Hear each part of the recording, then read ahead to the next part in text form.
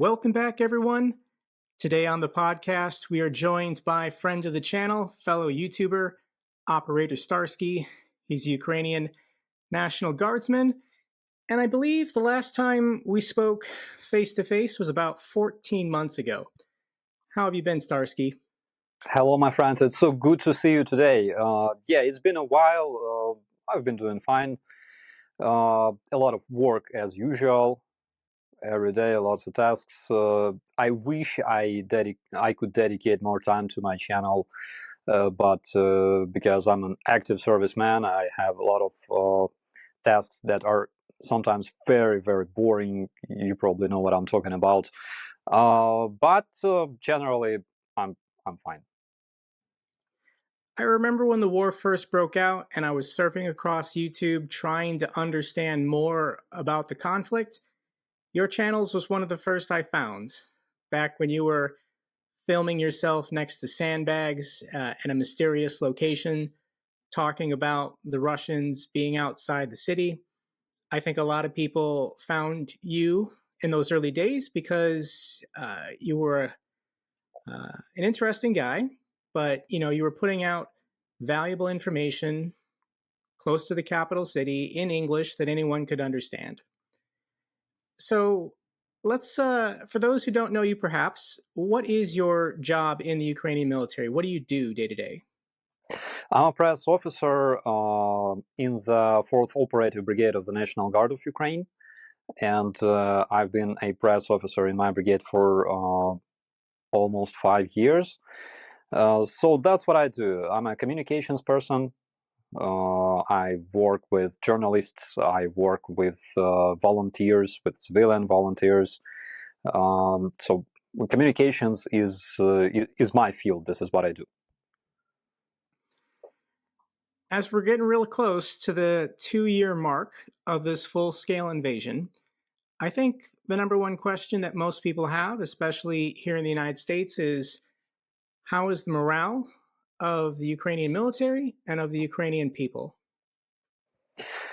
Let's say it would be a lie to say that people are not getting tired of fighting. A lot of soldiers keep fighting for almost 600 days, more than 600 days. But we have no choice because we want to live, we want to survive. That's why our morale is very simple. We have to fight, otherwise the Ukrainian identity will be eliminated. It will be removed from Earth by the Russian terrorists. That's why we keep fighting. And here in Ukraine we have this really dark sense of humor, and it's something that keeps us running, I would say, because you should always, if during the hard times, during combat or while resting after combat, you just gotta joke, you just gotta vent, relieve yourself somehow, and of course traditional Ukrainian dark humor always helps us. Do people in the Ukrainian military get a certain amount of leave every so often? Like, are they allowed to take vacations and get breaks? Sure. So in the beginning of the year, we were given 10 days of a vacation. And this number was increased to like 30 days. So basically we can have 30 days of vacation, but not more than, I believe, 15 days in a row. So let's actually talk about people who support Russia. I've read these reports that almost nobody in the Russian military is getting their leave. They're not getting any breaks. They're not allowed to leave the war zone. But for people who support Russia, the talk, especially the last 4 or 5 months, is all about a ceasefire and peace negotiations. What are your thoughts about potential peace talks or negotiations with the Russians? Well, I can confirm that Russians usually don't get any vacation, because going to Ukraine is a one-way ticket. They just don't return. And as for the peace negotiations, the more we're fighting, the more Russia is losing. Even though there are talks that there's currently a stalemate at the front, etc., etc., but you understand perfectly that Russia cannot continue like that, neither as an empire, which Russia is. It's the last empire on earth, basically. Empires cannot exist in 21st century. It's just a different society, different environment, different time. Nor economically, because Russia rolled back to the state of late 90s, I would say, and they will keep losing, and eventually they will collapse. All Ukrainians believe in this, and there's all signs of this, upcoming Russian demise.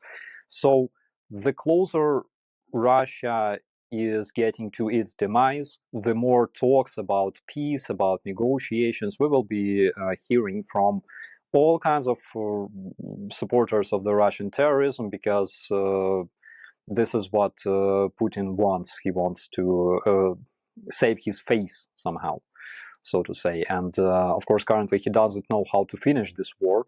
That there's absolutely no way for him to win it. But at the same time, he doesn't know how to finish it properly. It won't be like during the Soviet invasion of Afghanistan, of course. So we will hear a lot of talks about the need to negotiate peace, etc.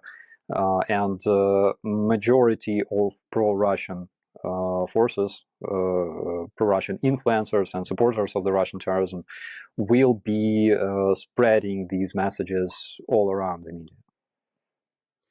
So, just to be perfectly clear, you don't believe that there's any peace talks that Ukraine could engage in that ultimately, in the long term, Russia would respect? Of course, because Russians don't respect agreements. They didn't respect the Budapest Memorandum. They didn't respect the agreement recognizing Ukrainian borders of 2003, by the way, signed by Putin himself. They broke and violated all kinds of agreements they had with us, and they never kept their word given to us during Minsk negotiations between 2014 and 2022. Do you remember, before they invaded, they were lying to everybody for months that Russia was not gonna invade Ukraine. And Lavrov was like, you are hysterical. Stop this hysteria. We are not attacking Ukraine. And Putin was saying the same, and then they invaded, and Putin said that everything goes according to plan, and Ukraine will fall in several days. And after approximately a year, he said, well, yes, things are not as good as we planned, but don't be afraid, there will be no mobilization. And then they had mobilization, and Russians never say truth. They are not trustworthy. It's something people should understand. Whenever you hear some information coming from Russian media or Russian influencers, just ignore it. Whatever they say makes absolutely no sense. That's the reason why we don't trust them, and why we call other nations not to trust them. I remember the first 2 weeks of the war, I was showing these articles and these clips of the Russians saying they were never going to do this. My favorite article is from RT News. I pulled up RT for my streams, and the title of the article was "The Day Western Propaganda Died," because Russia proved, this Western narrative false, because Russia declared that they were pulling back from the Belarus border, finishing their military exercises, and of course, they were not invading Ukraine. There was also the Russian ambassador on CBS Face the Nation 3 days before the invasion started, telling the American press, no, we're never going to invade Ukraine. That's insane. only a crazy person would think we would ever attack Ukraine. 3 days before they actually did it. Oh my So it was God. supposed to be a secret attack. It was supposed to be a sneak attack. President Zelensky was supposed to flee the country. The government was supposed to collapse. The military was supposed to stand down. Um, one of my favorite facts about the early days is the reason why so many Ukrainian planes and military assets survived is because in the first 48 hours, Russia didn't target them because they were assuming they were going to get control of all of these planes and resources because the government was going to flee. It was going to be a 3-day special military operation. So in the first 2 or 3 days, Russia was deliberately not targeting high value assets because they assumed it would be theirs. And to be fair, the West kind of assumed the same thing. The United States didn't want to give the Ukrainians a lot of stuff because they didn't know if the Ukrainians would actually fight. And they said, well, if we give them stuff, it'll be like Afghanistan. It'll fall into the hands of the enemy if they don't actually resist. Everyone was proven wrong. Nobody in February of last year thought we'd be on day almost 700 and this would still be going. Yeah, yeah. Imagine if we had HIMARS systems, if we had those Leopard tanks, Abrams tanks, in like March, January 2022. Situation would be completely different, and so many lives would be saved if we had cluster munitions, if we had long-range missiles. Situation would be completely different. Unfortunately, we lost almost half a year, and I'm talking about the current counteroffensive because Russians had plenty of time to prepare their multiple layers of defense. They had time to prepare minefields and improve their positions. So much time was just wasted, and so many lives, unfortunately. Earlier, you said that Russia is the last empire. How is it possible that Russia has fooled so many people? Because I see so many accounts leaving spam comments on YouTube, mostly from African countries, stating Russia's the good guys because they're standing up to the evil old colonial empires that used to carve up Africa. How has Russia done it to evade this perception that they themselves are still an empire subjugating numerous people across the Eurasian continent? Um, I swear, it was the cringiest moment of my life when I was surfing through some, I believe, Republican forums. Maybe not Republican, but like conservative forums. Okay, in the U.S. And there was a conversation between two conservative citizens of the U.S. who were like, "Who would have known that Russia and China are actually the good guys?" I I swear I almost broke my nose with a face palm. It was so bad. Uh, so the answer to this question is because the propaganda was basically created and developed by Russians.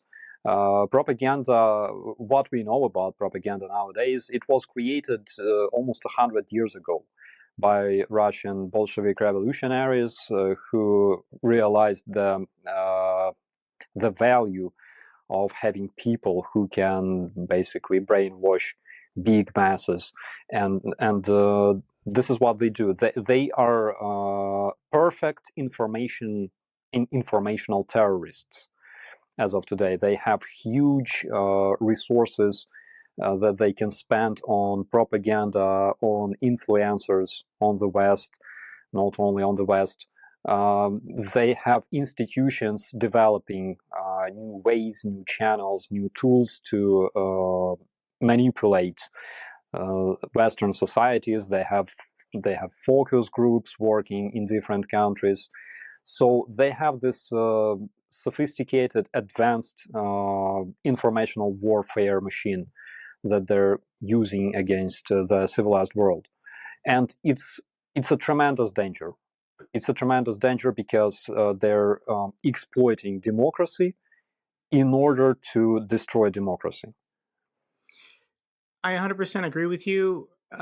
They're using freedom of speech against us because in China and Russia, they don't have freedom of speech. They squash all internal dissent and criticism. People on social media talk about the crimes of the United States in the past. I'm an American. I acknowledge them. Slavery, genocide of the indigenous people, uh, the mistakes made by our military, perhaps in Vietnam and Iraq. But it's nothing compared to Mao killing 20 million Chinese people in the Great Leap Forward or the Cultural Revolution or the tens of millions that Stalin killed in the gulags and obviously the Holodomor, the famines. But on Western social media, we don't talk about it. How can you be arguing America's bad because of this, this, and this, and China and Russia are the good guys, completely ignoring their history and what they're doing today with the Muslim Uyghur population, millions being held in internment camps in Western China, and then everything that Russia is currently doing to Ukraine. It's it's alarming, and I don't think we have.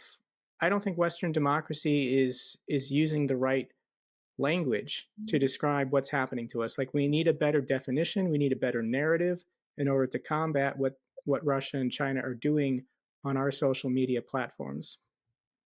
I agree with that. I believe that we gotta have a legislation that would make people responsible for what they're saying, because freedom of speech must not be harmful. Freedom of speech must not bring danger, and freedom of speech must not berate other nations.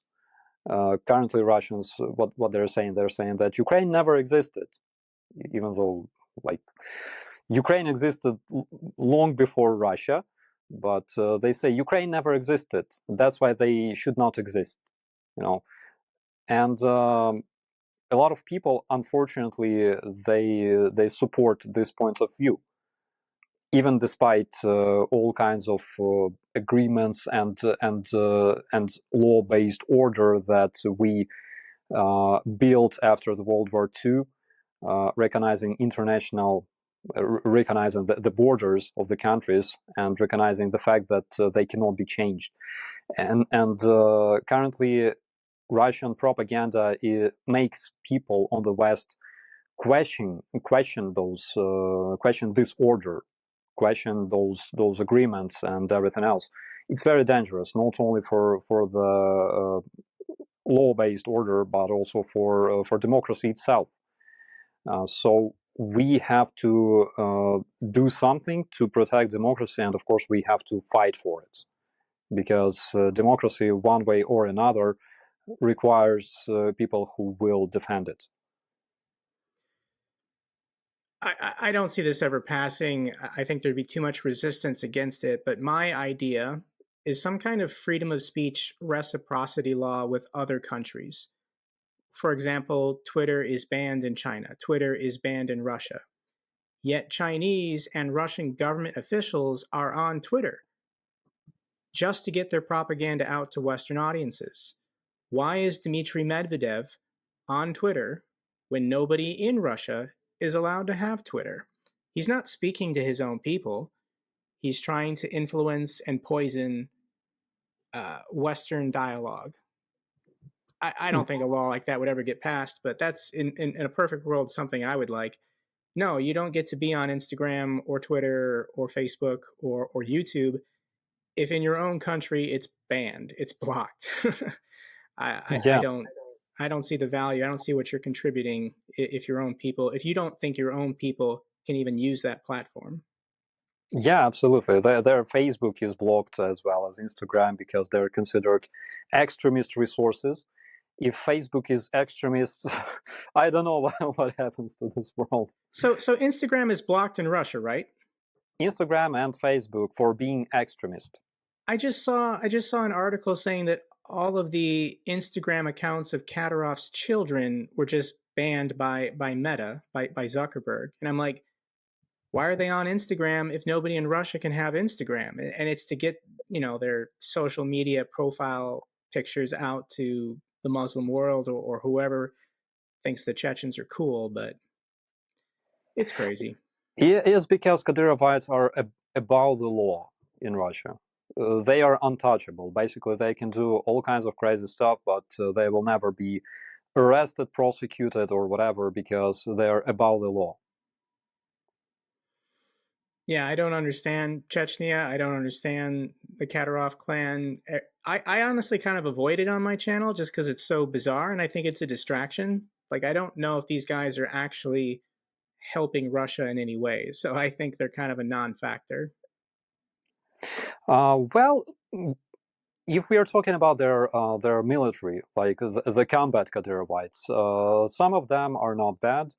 My brigade encountered them in Rubizhne last year, so some of them are not bad. At the same time, our Sergeant Jane told me that there were cases when in Rubizhne, for example, they would hear some kind of crazy shootout deep in the rear positions of the Russians, like some crazy shootout RPG shooting, some insane explosions and stuff. And basically, that's when Kadyrovites were making their TikToks. They were, shooting traffic lights or like.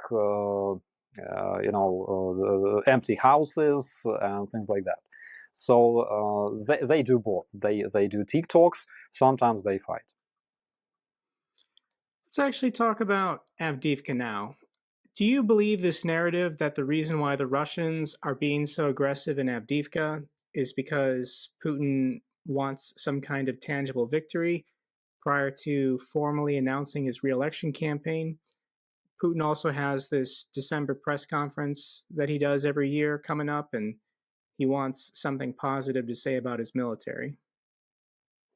Well, the information that I have was that Russian generals, the Russian command, wanted to somehow break the stalemate in Avdiivka. So, because Avdiivka was not taken by Russians since, I believe, 2014.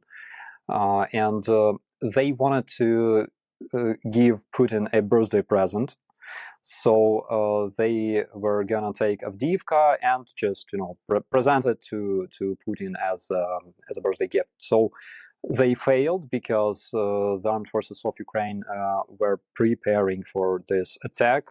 I remember in several days they lost more than 100 armored vehicles and crazy number of tanks. I remember there was like 90 plus armored vehicles lost by Russians in a single day, in 24 hours. So they failed big time, and later they decided to try to take Avdiivka by the end of December 2023. But we will see, because currently they changed their tactics a bit. In Avdiivka, they're instead of those huge waves of cannon fodder, they use smaller groups, 15-20 men, that are constantly sent towards Ukrainian positions, trying to take some territory, hold some territory, and dig in. They lost a lot of vehicles there, a lot of tanks. That's why those small groups usually don't have like any support from their tanks and infantry fighting vehicles. Maybe they will change their tactics soon again, because it's what they do now is completely not efficient. Again, if you take a look at the map of Avdiivka, not a lot changed actually in the past month. They never entered the city itself. It's hard to call Avdiivka a city. It's more like bigger than a village, smaller than a town, but they never entered the city itself. They tried to improve their tactical positions in the tree lines, in the fields, and they're trying to get closer. At the same time, there's a lot of nagging in the Russian social media about the current situation, because a lot of Russian so-called mill bloggers say that there's no way to approach the positions of the Ukrainian armed forces at a range of a direct shot. It's impossible, because they're getting obliterated really, really fast by artillery, by FPV drones, and of course by our anti-tank teams. So, with these staggering losses, I want to ask you, do you believe the Russian people have a breaking point where they just won't tolerate this anymore? I don't think we're there yet. I don't think we're close. But if Putin announces a mass mobilization after his reelection and just sends another million people, a million guys to Ukraine to continue these meat wave attacks, is there ever going to be a breaking point where Russian people will say that enough is enough and we're not going to tolerate our government doing this? No, because as I mentioned earlier, it's not Putin is not the biggest problem in Russia. It's collective Putin, and Russians will not, let's say, have any uprisings against Putin. Um, Maybe not in the near future, because their whole life in Russia is suffering itself. The Russian everyday's life is a suffering. They live in poverty, and even despite Russia is comparatively richer, right, or at least it was richer than Ukraine. But Russians who came to Ukraine were stealing toilets. They were stealing washing machines and conditioners and monitors, the computer displays and things like that, because they don't have that in Russia. They live in poverty, and everyday's life of a Russian citizen in Russia, it's a suffering. That's why the only thing they fear, the only thing that is able to let's say break them, maybe not break, but influence them, change them a bit, is showing that we are not afraid of them. For example, when an American person comes to another country, and we know that the US is leading economy, the biggest air force, actually two biggest air forces in the world, and etc., etc. But when an American citizen comes to a different country, what do you usually do? Like, you're curious, you're trying to get acquainted with the culture. First thing you're trying to do is like find some local cuisine, find some interesting food, try something new. You're trying to find people, like interesting people, get acquainted with them, find friends. You're interested to learn about this about this place, this country. It's a curiosity. It's a normal thing. First thing Russians do when they come to a different place, they need to show everybody that they are Russians, for a simple reason, because they want other people to be afraid of them. And they don't care about architecture and traditions and local food. They just need to come there, tell everybody that they're Russians, so people start being afraid of them. Basically, I think everybody can just Google Russian tourists, and you will understand my point. So that's the thing. And one thing that can change this behavior, which is completely destructive, is showing them that we are not afraid of them. We're not afraid of Russian supremacists. We're not afraid of Russian barbarians, and they cannot, do all that in the civilized world. They must behave. I'll just give you my personal experience. I lived in South Korea for 6 years. I took vacations to lots of countries in the Middle East and Asia. And if you want to know my favorite thing to do, what I do when I visit other countries, as I love exploring their metros, their infrastructure, architecture too. But here in the United States, we don't really have subway systems or good infrastructure. So, as an American exploring a new city and going through their subway system, that's always like my favorite thing to do, just to kind of explore it and understand it. And I just think it's really cool.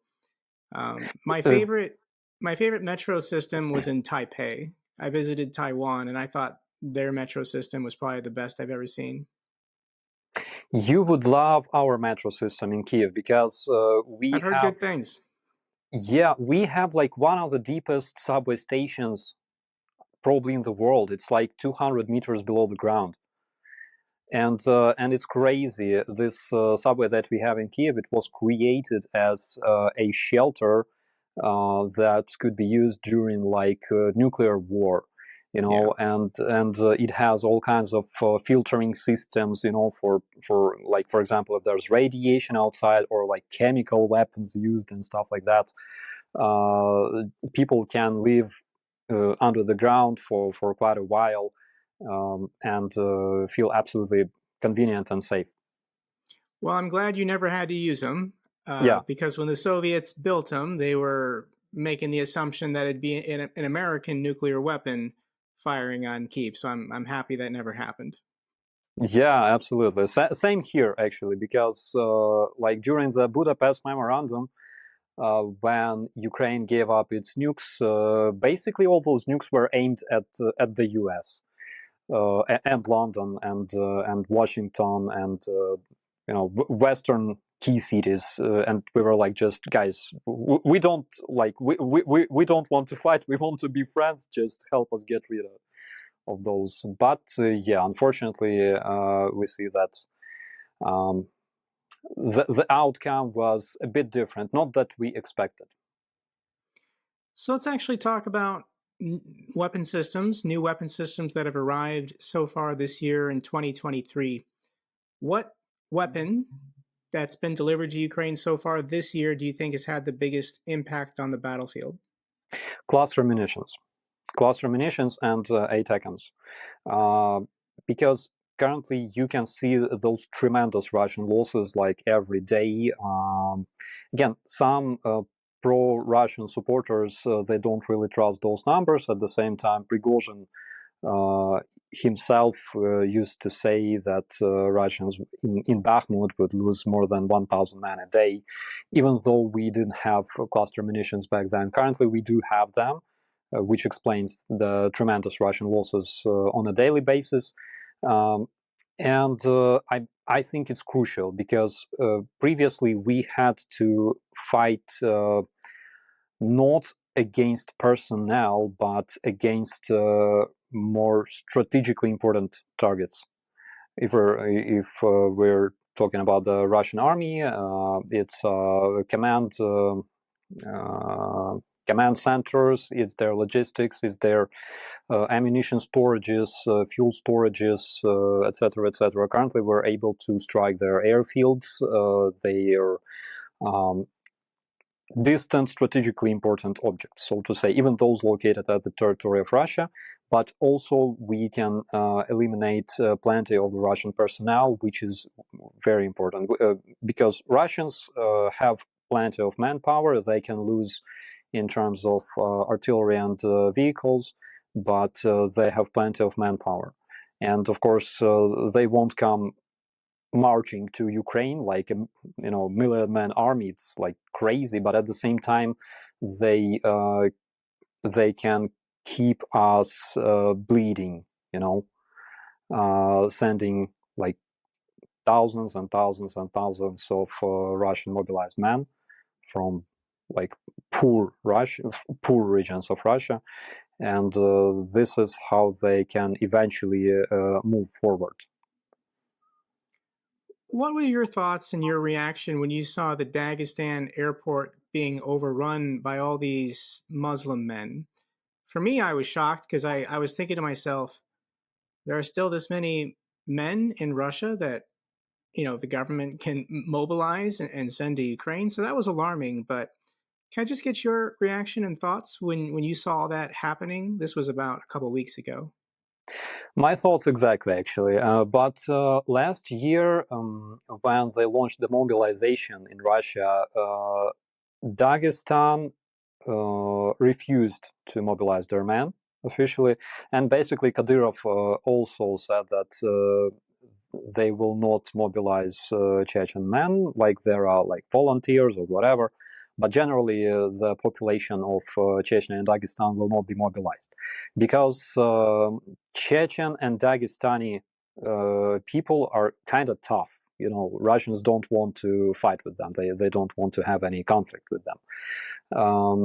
But my thoughts were like Russia is known for being anti-Semitic, big time. Chief of the Jewish community called Jews in Russia to just leave Russia as This fast was as possible. Pinchas Goldschmidt. I reported Yeah, this last year. This was like 3 weeks before mobilization, and he called it. This was the chief rabbi of Moscow, and he said every Jew in Russia needs to get out. Mobilization is coming. Anti-Semitism and oppression is coming, and you've all been warned. I'm leaving, and he got out. yeah, and it was a wise decision, absolutely. Because currently we see what happens. There was this poor Uzbekistani, I believe, doctor that was captured by those wild men in the airport, and he was interrogated, and it appeared that he was not a Jew. He was actually like a doctor, I believe, from Uzbekistan. It's crazy, and we will see more of that. We will see more of that in the future because Russia is not evolving. It's degrading every single day. Let's actually go back to weapon systems and talk about drones. Can you give your opinion or perspective on the impact that drones have had on this war and how important they are? Well, just several numbers. In October, 42, more than 42% of all destroyed Russian vehicles were destroyed by the Ukrainian drones. In October, 56% of all the artillery systems that Russians lost were also destroyed by Ukrainian drones. So their role is tremendous. And comparing to Russians, even though they have like this industry currently running of producing drones, but at the same time, at this point, there's approximately one Russian drone versus 4 or 5 Ukrainian drones used at the front lines. So we need more. We need more drones of different kinds. Not only FPV drones, not only surveillance drones, but also long-range drones that can operate at, let's say, strategic distances. And we also need evacuation drones that can evacuate people. We already use a lot of those.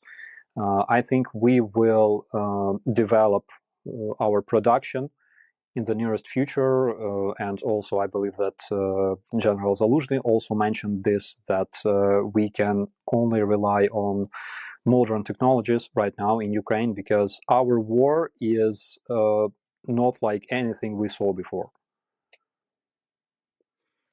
I know this is a difficult question, but do you want to make any predictions for what might come in 2024? Like, if we do another podcast a year from now, what do you think will be different? What will happen?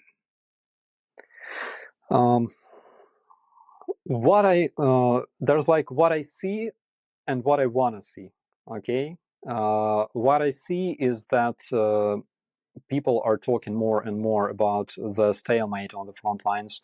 They're talking more and more about failure of the Ukrainian counteroffensive because it's not as fast as they anticipated and things like that.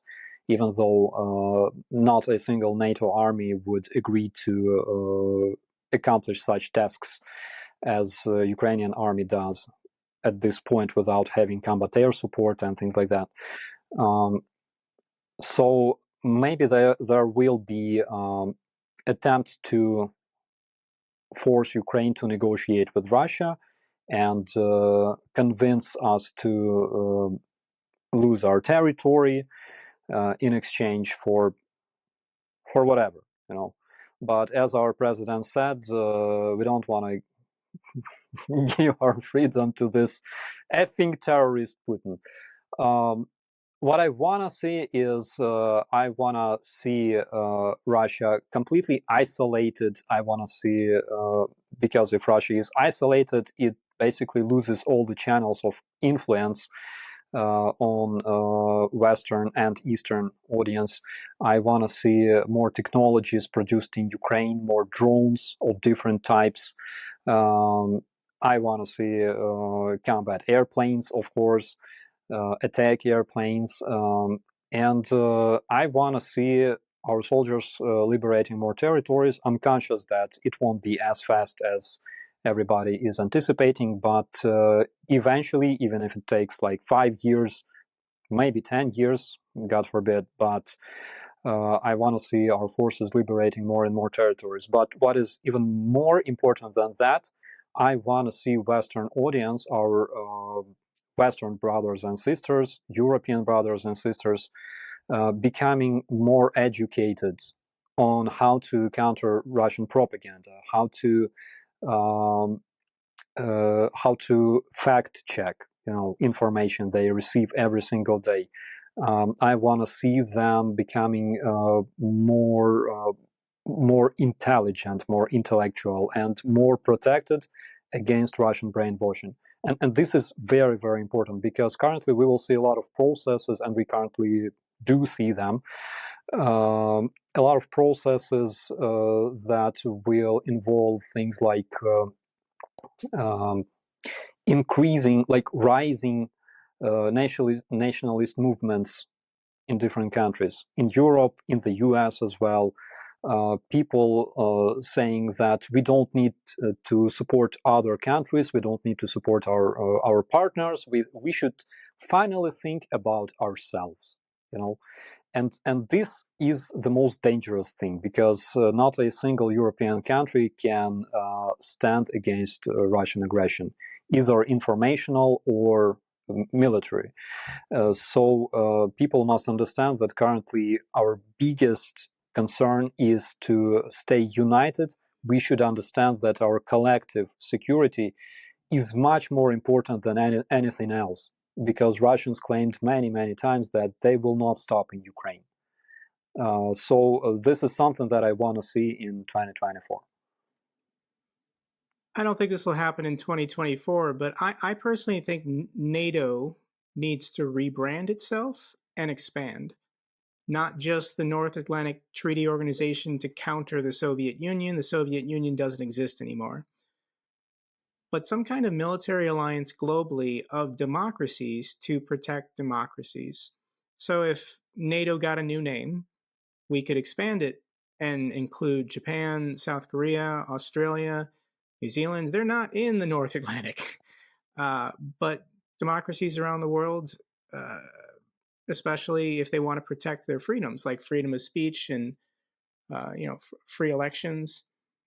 We know what Russia and China are doing to undermine all democracies around the world, and we need a better outline for how we're going to protect ourselves, because authoritarian regimes like Iran, North Korea, they're never going to give up. They're never going to stop talking about respecting historical borders and what territory used to belong to their empire and how they should have it back. This is nonsense. This has to end. Like you said, the age of empires needs to die, and there needs to be a new global order to say this. We're not going to tolerate you trying to redraw the maps and steal your neighbor's territory. End of story. Yeah, absolutely. If you don't respect international recognized borders, then why are you still in the UN? Why are you still member of the UN? If you don't recognize that Taiwan doesn't belong to China, if you don't recognize that Donbass is part of Ukraine, then you should just leave. So, for people watching this podcast, first I want to thank them because they're sticking with Ukraine. With the conflict in the Middle East, I was shocked how many YouTube channels and Twitter channels that I was following just completely switched. They don't even mention Ukraine anymore. So it kind of exposed a lot of people that I was following who I guess weren't really fully committed. But for the people still watching, still engaged, who are fully committed to seeing Ukraine win this war, what would you like to say to them as far as ways they can help, ways they can support? Are there any organizations or people you'd like to highlight or shout out in this podcast? I would like to say thank you in the first place. Thank you for supporting my country and my people. We will never forget this. And thank you so much for taking care of our families there abroad in your countries. It's very important for us. And at the same time, how can you keep supporting our country and our freedom is you should not forget about us. Please don't. And keep talking about us. Even a single thing like the blue-yellow flag on your window, or a blue-yellow emblem on your clothes, it also helps, because we need to keep talking about Ukraine. It's because it's not only about Ukraine; it's also about the freedom and security of your country as well. We're all fighting for the same cause. And keep talking about us, keep raising awareness about us. This is very important. This is something that Russia is afraid of the most. You know, they want the world to forget about Ukraine. They want the world to lose interest in Ukraine, because when something is stretched in time, eventually, of course, you lose interest to this, and it doesn't seem as dangerous, But at the same time, Russian informational warfare is dangerous because it's stretched in time, and they keep planning for long-term perspective. And eventually, if we just lose interest to our own safety in European countries, in the US, we will lose this fight. So, last time we spoke, I asked you what Ukraine needed the most right now, and you responded McDonald's. You got McDonald's. So, what else is Ukraine lacking or missing that you think the country really needs right now? So currently, since we have McDonald's, we have another need, which is some probably good program for losing weight. Because McDonald's is functioning well, we have it in almost every key city in Ukraine. So now, yeah, we faced another problem. But to be serious, well, of course, currently we need airplanes, and we need, as I already mentioned, some kind of solution against the Russian informational warfare, because currently it stretched way beyond the borders of Ukraine. And Russian informational warfare is burning in every single country of Europe right now, trying to destabilize situation as much as they can, and we have to find solution against this. And probably this will be one of the most important, most serious fights that the defenders of Ukraine from around the world can be involved in. So, I asked my subscribers if they have any questions for you, and people want to know do you have any vacation plans coming up soon? Not really. There's a lot of work to do, but at the same time, I have some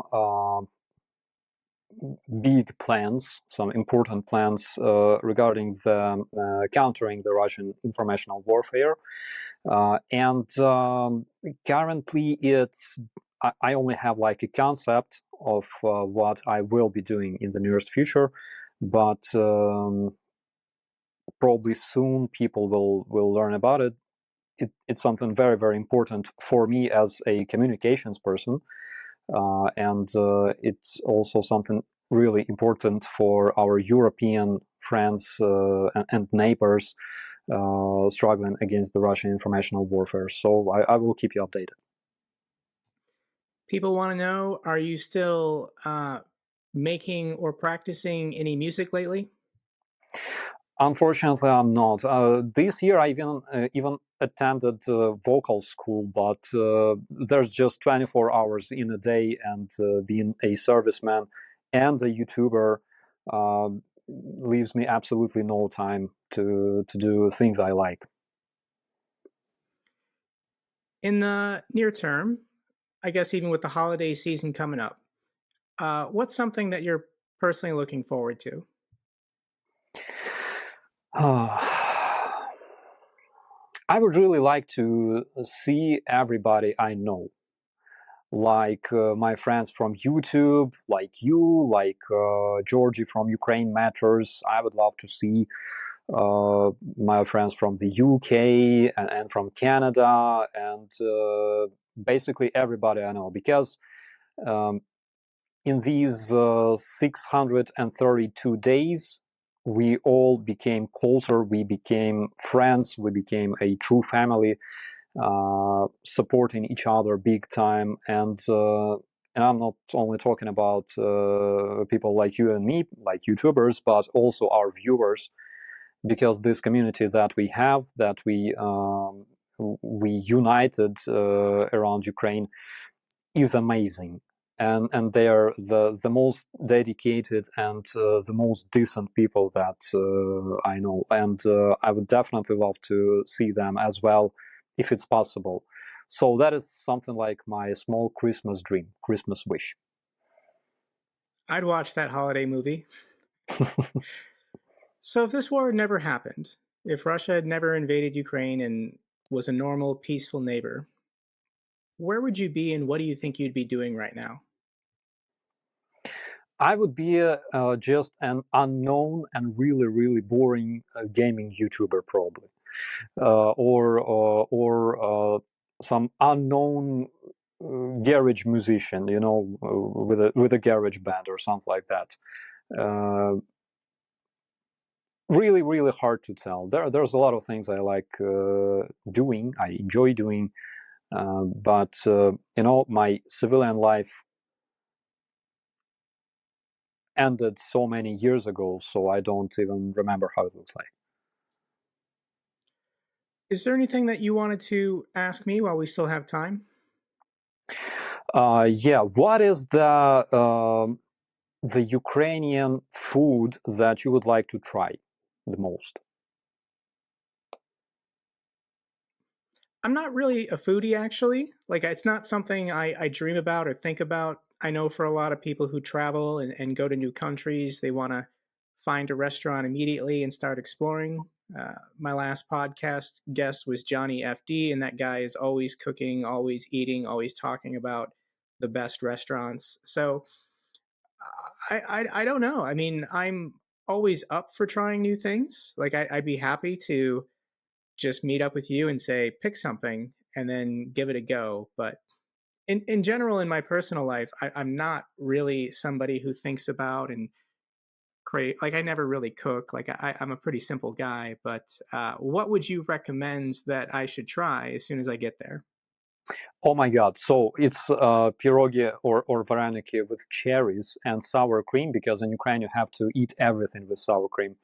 Borscht is too mainstream, actually, and you would definitely like things like cabbage rolls with buckwheat and meat, and also probably things like shashlik, even though it's not really traditional Ukrainian stuff, but it's very popular here.